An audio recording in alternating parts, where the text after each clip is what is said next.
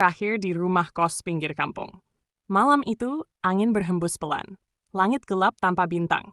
Di sebuah rumah kos tua di pinggir kampung, seorang wanita tertidur lelap di kamarnya yang sempit. Lampu kecil di sudut ruangan menyala redup, memantulkan bayangan lemari reyot di dinding.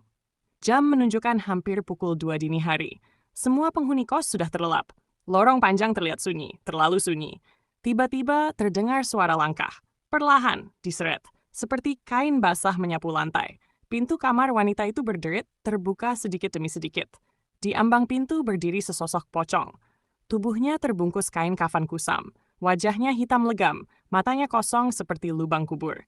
Kepalanya miring seakan mengamati korban yang masih tertidur pulas. Tak lama kemudian, dari sudut lorong muncul sosok lain. Kuntilanak merah.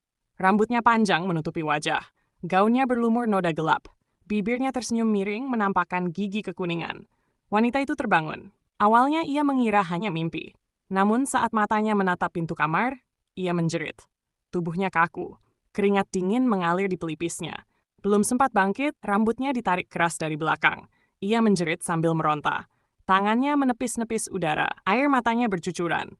Dengan sisa tenaga, ia berhasil melepaskan diri dan berlari keluar kamar tanpa alas kaki. Ia masuk ke kamar temannya.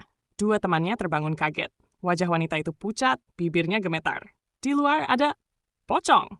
Dengan suara terbata, ia menceritakan semuanya. Mereka bertiga memberanikan diri mengintip keluar pintu. Lorong tampak kosong. Namun tiba-tiba dari ujung lorong pocong itu muncul. Masih berdiri, diam, menghadap mereka. Mereka menutup pintu dengan panik. Jantung mereka hampir copot. Namun belum sempat berpikir, prak! Pocong itu terbang menabrak pintu. Suara tertawa kuntilanak terdengar dari belakang. Tanpa sempat mengambil barang apapun, mereka bertiga langsung lari keluar rumah kos. Malam semakin gelap. Mereka berlari menyusuri jalan besar. Napas tersengal. Kaki gemetar. Di belakang mereka terdengar suara melompat dan langkah kaki mengikuti. Lampu jalan satu persatu mulai padam. Kabut tipis turun menutupi pandangan. Tiba-tiba, semua lampu mati seketika. Gelap total. Wanita di depan menjerit. Dari balik kabut muncul bayangan putih melayang. Kuntilanak tertawa nyaring. Pocong melompat semakin dekat. Dalam kepanikan, mereka terus berlari tanpa arah. Sampai akhirnya dari kejauhan terlihat cahaya kuning terang. Sebuah masjid kecil berdiri di pinggir kampung. Lampunya menyala terang benderang, seperti mercusuar di tengah kegelapan. Dengan sisa tenaga, mereka berlari menuju masjid itu. Begitu melewati halaman masjid, suasana berubah.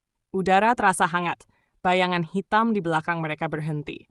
Sosok pocong dan kuntilanak perlahan memudar, seolah terbakar cahaya. Mereka masuk ke dalam masjid. Di sana duduk seorang Pak Ustadz. Melihat kondisi mereka yang menangis dan gemetar, beliau langsung menenangkan. Mereka menceritakan semuanya. Pak Ustadz lalu membacakan doa perlindungan. Lampu masjid menyala semakin terang. Hati mereka perlahan tenang. Tak ada lagi suara tawa. Tak ada bayangan kafan.